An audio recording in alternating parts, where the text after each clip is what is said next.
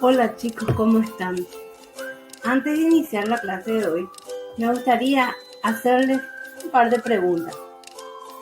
¿Saben de qué manera se registran las actividades y decisiones importantes en cualquier tipo de reunión? ¿Participaron alguna vez en una reunión de curso para elegir a sus respectivos representantes? Tal vez tuvieron que elegir al presidente, secretario, entre otros. Y a la hora de la redacción, nadie quiso hacerse cargo. Por eso y por otros motivos te pido que me acompañes el día de hoy. El acta. Primeramente aclaremos, ¿qué es el acta? Es una comunicación escrita que tiene por objetivo dejar constancia de lo tratado en una junta o reunión.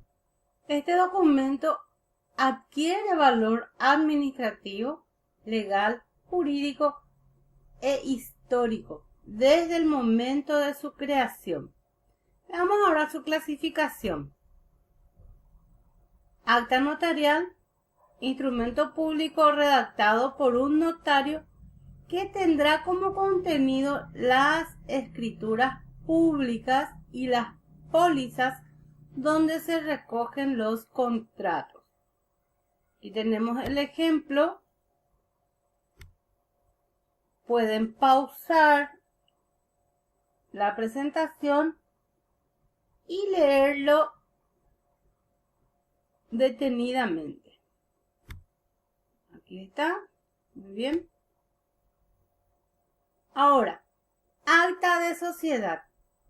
Es el documento que se firma certificando unas pautas en una reunión de una empresa o de una organización para constar la realización y asistencia de la misma. Veamos el ejemplo. Aquí, entonces tenemos cuáles son los datos que deben encabezar al acta de constitución y vemos que se le agrega algunos artículos. Estos artículos son los que determinarán entonces la constitución de la sociedad. Todos los artículos referentes a esto. ¿Sí? Y por último, los comparecientes, la firma, aclaración y número de documento. Ahora tenemos el acta de constitución, que es un documento que se realiza ante un notario y sirve de base legal para presentar una empresa de sociedad civil, sociedad anónima o de propietarios. Aquí vemos el ejemplo. Esto se le agrega entonces. ¿Estamos? Muy bien. Ahora vamos al acta de reunión o actas de reunión. Estos son documentos que permiten dar constancia de los hechos, convenciones, deliberaciones y acuerdos llevados a cabo en una reunión específica. Y aquí vemos que el ejemplo o el modelo de acta de reunión, y tenemos dos palabras nuevas. En esto hay que aclarar si la reunión es ordinaria o extraordinaria. Recordemos los conceptos de los mismos. Aclaremos entonces que se conoce con el nombre de sesión ordinaria aquella que se realiza en forma obligatoria en cada fecha o periodo fijado en las normas internas de cada institución. Esto puede ser cada semana, cada 15 días, cada mes, cada 6 meses, como lo determine la institución. Ahora, la sesión extraordinaria, como su nombre lo dice, es aquella que se lleva a cabo en cualquier fecha del año. a iniciativa del que dirige el órgano deliberante o a pedido escrito de un número determinado de sus miembros. Entonces se convoca siempre con anticipación y se señala en la norma que con la especificación de la agenda a ser tratada. Se tiene que señalar el motivo de la reunión o de la sesión extraordinaria. ¿Estamos? Seguimos entonces. Aquí tenemos todas las partes, el asunto. Si hay 1, 2, 3, se va numerando. Luego se cierra la sesión y firman con el visto bueno el presidente y el secretario. Bueno, ahora tenemos las actas administrativas. Estos son documentos que se utilizan para realizar sanciones. Las empresas suelen sancionar a sus empleados por motivos disciplinarios. Por ejemplo, cuando un empleado comete una infracción que incumpla los parámetros legales, entonces la empresa está en la obligación de realizar una sanción o un acta administrativo en donde quede la constancia de los hechos ocurridos. Un acta administrativa, ¿sí? El ejemplo, aquí tenemos más de cerca, ahí vemos. Aquí se debe nombrar cuáles son los hechos, una breve descripción de los hallazgos, qué fue lo que sucedió. Y luego escribir las conclusiones a las que se llega, los acuerdos que llega la empresa con el funcionario que haya cometido. Y aquí, por cierto, las firmas de los presentes. Como vemos, sí o sí debe firmar el funcionario, el jefe inmediato, el responsable de recursos humanos, administrativo, el auditor de control interno, sí o sí debe haber una auditoría de por medio. Y, por supuesto, mínimamente 2 testigos. Ahora bien, tenemos también actas de asamblea. Las asambleas deben llevar un libro de actas donde consten todos los acuerdos tomados por los socios o accionistas. Esto siempre va numerado. Ejemplo, aquí tenemos. Siempre va numerado, como les decía, el lugar, fecha, hora, día. Todo se escribe. Aquí tenemos algo nuevo también, que es la verificación del quórum. ¿Qué significa quórum? Viene a ser el número de miembros que se necesita para que se pueda tomar algún tipo de decisión. Entonces, sí o sí, para poder sesionar debe haber quórum. En caso contrario, se suele cerrar la sesión, se suele cancelar, suspender, ¿verdad? El número adecuado que se maneja es la mitad más 1. Aquí tenemos todo lo que van en este tipo de actas.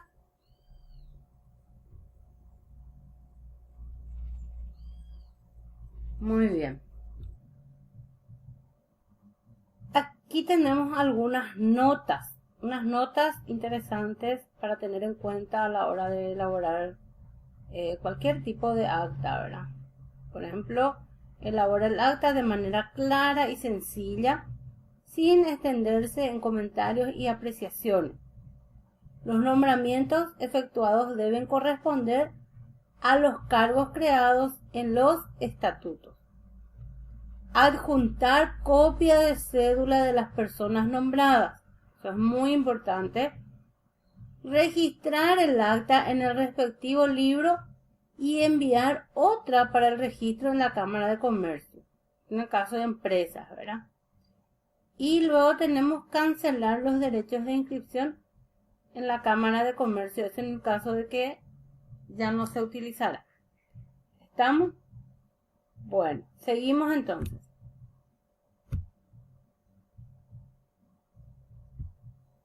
Algunas características que debe tener son: llevar el nombre de la razón por la cual se reúnen, deben tener explicación del tema tratado en la reunión.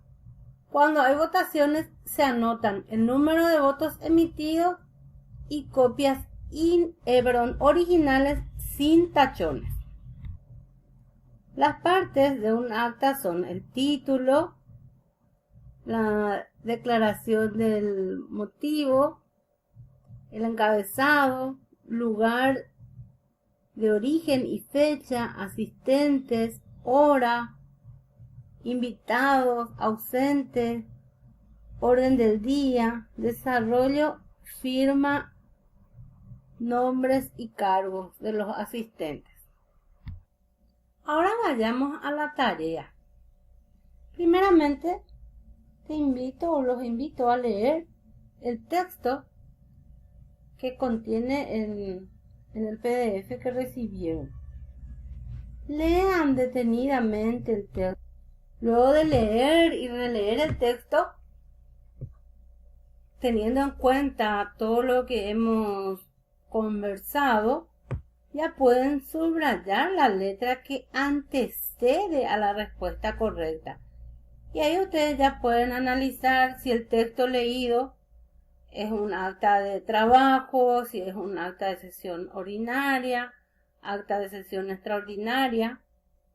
Todo eso todos esos datos están contenidos en el texto. ¿Qué les parece si hacemos un recorrido, el paso a paso del acta, para que a la hora que tengan que redactar no tengan ningún tipo de inconveniente? ¿Vamos? Comencemos.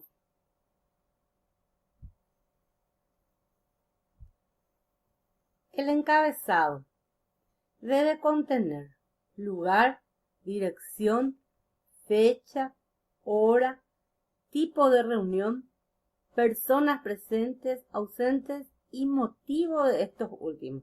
Aquí tienen un ejemplo de esto, ¿sí? Luego tenemos el orden del día. Aquí se detallan los temas a tratar. Sugerimos que el primer punto sea siempre lectura y aprobación del acta anterior. Ese siempre debe ir primero, en el caso de que sea acta consecutiva, ¿verdad?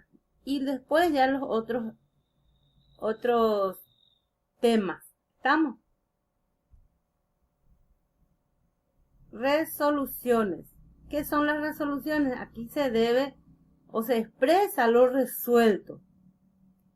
Es importante que las resoluciones se expresen de forma clara y concisa, sin dejar lugar a ambigüedades que puedan generar confusiones. Se debe respetar el orden numérico planteado en el orden del día. Así como está en el orden del día, entonces se resuelve tal punto, como aquí en el ejemplo, ¿está? Luego tenemos el cierre. Con esto se cierra el acta, no pudiendo agregarse nada más. Ejemplo, ahí ya se pone la hora en que se culmina y las firmas. Dice acá, se establece la hora en que se concluye la sesión y se plasman las firmas correspondientes. Presidente, secretario, socios, testigos. ¿Estamos? Para las actas de asamblea, las correcciones del acta leída al comienzo de la asamblea se realizarán en la nueva acta. No se tacha ni se enmienda la anterior. Estos son algunos tics. Las firmas.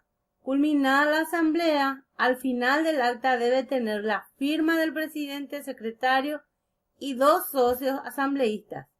Hay que ver el estatuto de cada. En este caso, en nuestro ejemplo, teníamos una cooperativa. Si hay casos de socios que llegan tarde, que ingresan a la asamblea luego de que comenzó, se incorporan en el acta en ese momento, previo a la firma.